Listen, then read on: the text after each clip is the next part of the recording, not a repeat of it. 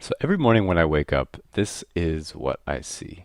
And it's a great example of viewpoint, which is going to be the subject of today's lesson. Viewpoint, and we're also going to talk about camera angle a little bit, although really we're talking more about viewpoint. This is an example of viewpoint because, well, when I wake up, I always see my friend Frank here looming above me this is sort of on my windowsill. And one morning when I woke up, I just thought, I should take a picture of this because, well, I wake up every day looking up like this, and it's kind of a cool image. So I took the photograph, and it's a perfect example of a low viewpoint. So you have in photography, you have low viewpoints, and then you have high viewpoints. And we'll show you an example of what a high viewpoint looks like in a second. You also have one called eye level, which we'll be taking a look at later as well. So let's take a look here at another low viewpoint. Here we are back in Montana, where I come from, and this is my sister on her horse, Jake. This is another example of a low viewpoint, and you can tell that because I'm down on the ground, I'm in the grass, and the reason that I chose a low viewpoint in this case is because I wanted to emphasize my subject. Every time you're making a choice in composition, you're making a choice about emphasis. You're picking your subject and you're saying, this is how I want to pull them out of all of the mess and confusion of the image and emphasize them. And in this case, I thought, the best way to make Sadie and Jake stick out on this background is to put them on the sky because it's a big empty palette where I can sort of make that shape that says horse and girl on horse really apparent. And you can see I can still see the mountains in the background, the Mission Mountains that I grew up near, and you can still see the field. But I chose to put that all on the lower third. We've talked about this in our rule of thirds lesson. And I decided to put everything else up top here and to really pull them out of the whole picture and make them the emphasis, make them the star of the photograph. So that's one reason to choose a really low angle. It kind of adds drama, it adds emphasis, and it also adds a level of importance to this image. It kind of gives it a sort of a different feeling than if you're looking down on the subject. Here we've got a high angle image, and this is just a snapshot. I was riding in the bus one day on my way home from work, and the sun was shining in from the west, and you can see that's causing a really great silhouette on this biker's sort of on her hair and sort of on her coat, and you can see the car is kind of lit up very cool. It's the light's shining into my lens and catching some dirt right here and kind of causing a little bit of lens flare. But I just chose this image because it's an unusual way of looking at a street. You don't usually see the street from this angle, especially if you're walking around on it all the time. And so it's just kind of a good example of a high viewpoint. A high viewpoint also kind of has a feeling of looking down on someone. So there's also a certain sort of power relationship involved in high viewpoints. A lot of times if you want to take a photograph of a child, you'll be looking down on them if you're a taller person. And there is sort of a power relationship involved in that. So like in the last image where we were looking up at Sadie and Jake up against the mountains and the sky, we were giving them a lot of the power. In this case, we're looking down on them and saying, we're bigger than you and we're looking down on you. So that's another thing to think about when you're choosing a viewpoint for an image. Here is an example of a house guest breaking the rules of the house. This is Spencer. Spencer was not supposed to be laying on my bed, but Spencer decided to anyway. And when I came in one day while he was visiting, I thought, well, this is a pretty cute picture. So I took a low angle shot, and then I hopped up on my chair and I took a high angle shot. Now these are two very different pictures, and you can kind of see why. Here you can see we're at eye level, and I just wanted to take basically a portrait of Spencer. I wanted to capture him as you would experience him if you were sitting on the floor next to the bed maybe. Well, then over here I kind of thought it was kind of funny how this leg right here sort of matched this camera strap that was coming off. This is my camera bag right here. It had been laying there because I was doing some photography work that day, and I had a microphone case there for something I was doing too. And I just thought it was kind of a funny sort of mirror image in a way. It's sort of like my camera bag and the dog were sort of similar. And so this picture was taken just to kind of capture some of the humor of that. It's not necessarily very funny, but it just kind of is sort of meant to be a little bit funny. And this kind of just gets at the fact that using your viewpoint can tell very different stories, and that's really important when you're doing photography. Storytelling is really what you're trying to do, and if you're trying to tell the story, if you're trying to tell this story with this picture over here, then you're going to have a hard time. So you have to change up your camera angle. You have to try some different things. And I would recommend whenever you're trying to tell a story with a picture, or whenever you're just trying to take a picture, try lots of different angles. Go low, go high, move around, try different things. Don't just shoot it from this angle, shoot it from over here as well. And that will produce more interesting and better images. Now here is sort of a more serious image. This is a very different image than the last one. This are some friends of mine from a project that I did a long time ago about them trying to get justice for their son Stephen, who was killed by a coworker. They felt that the government had mishandled the case in investigating Stephen's death, and so they were making a big case against the U.S. government at that time, and they still are actually, even years later.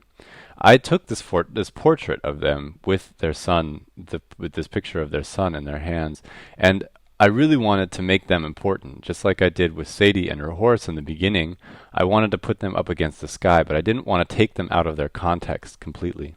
So you can see here I put the background at about 50%, so it's about half. You can see the background is taking up about 50% of the image.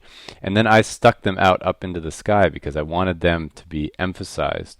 I didn't want the sky, if I was standing up, straight up, and taking the portrait from a normal eye level, the background would have hit them right here, and they wouldn't have seemed as important. They wouldn't have seemed as interesting. And I also wanted to have Stephen right in the middle of my portrait. You can see that I'm breaking the rule of thirds, but I'm putting them in the middle and trying to create balance to offset that. You can also see that this is just a very different way of approaching horizon, and this is getting at the point that you really want to think about what your subject is. So our subject is here, but you also want to think about your background and their relationship to that background. This background is important.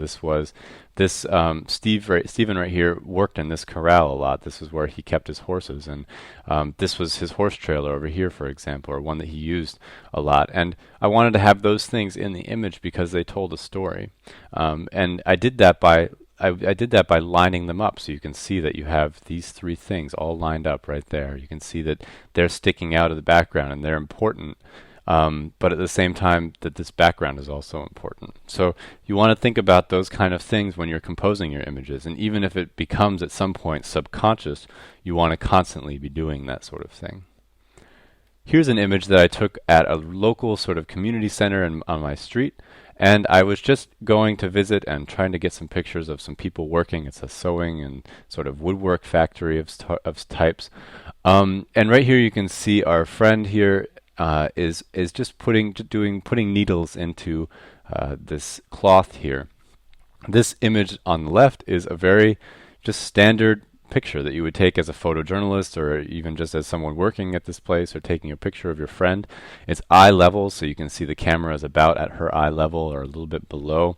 And you're just trying to simplify the background, but I felt like this image needed something else, and so I thought, okay, so here we've got our eye level attempt, and then I thought, well, how about I get high and see what this looks like from above? So I stood on a bench and I looked down on the table, and here I got this image right here, which I think, and at that moment realized was a lot more interesting because it really simplifies everything. All this stuff that's going on behind her right here, all these shelves and things that are conflicting with the shape of her and kind of making her not stick out from the background. A lot of that stuff is simplified, and yet you're still getting the same motion that you're getting in this image. You're getting it right here, but it's just a little bit more interesting. So here we have a recent example of me kind of playing around with viewpoint and camera angle at the Holocaust Memorial in Berlin. So again, we have here to the left, we have a high angle shot, and to the right, we have a low angle shot.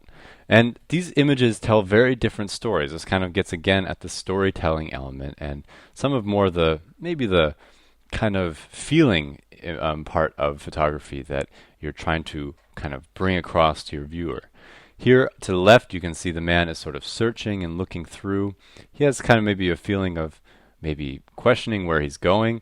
And by taking a higher viewpoint, you can kind of get to that feeling in a different way than you could if you were standing down at eye level with him, or especially if you were down on the ground looking up at him, it would feel like a very different thing. Maybe if you were low on the ground, it would feel like he's conquering his way through this memorial, and if you look at him from above, maybe he looks a little bit more questioning in a way at the very same moment, just by changing your camera angle. And to the right here, you can see this has, just from the action of the person who you're photographing from your subject, you have obviously a very different image. He's moving and jumping around and sort of playing, so it's a more playful image. But it also has a different feeling because of your angle, because you're looking down and you're kind of seeing this sort of like powerful young person diving across all of these big stones, and that kind of has a very different feeling than looking down on someone. So think again about the power relationship that you're kind of creating with this, and sort of the emphasis that you're putting on an image. Here you can see the emphasis is sort of more on the sort of confusing sort of graphic element of the image, where here the emphasis is really on the subject, the young person kind of jumping across. So you want to kind of think about that as well.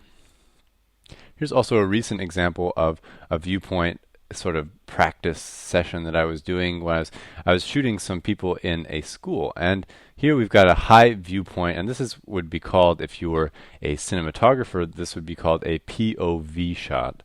A POV basically means point of view, and you're trying to see exactly how the person who would be working or doing, or who you're photographing, would see something, and you're just looking over his shoulder essentially. And in this case, maybe you're taking the point of view of a teacher who would be looking over the shoulder of your student.